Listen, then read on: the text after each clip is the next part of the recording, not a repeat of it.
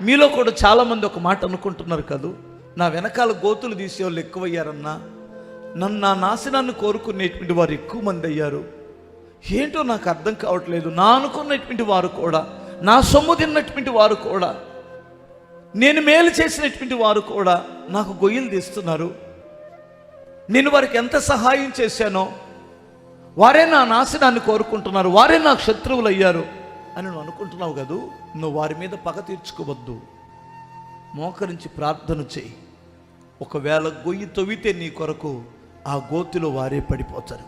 ఒకవేళ నిన్ను నాశనం కొరకు ఒక ఉరికొయ్యి లాంటిది తయారు చేస్తే ఆ ఉరిలో వారే పడిపోతారు.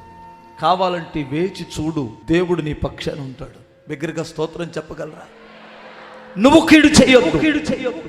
నువ్వు కీడుకు ప్రతి కీడు చెయ్యొద్దు. నువ్వు వారి నాశనాన్ని కోరొద్దు. నువ్వు చేయవలసింది ప్రార్థన.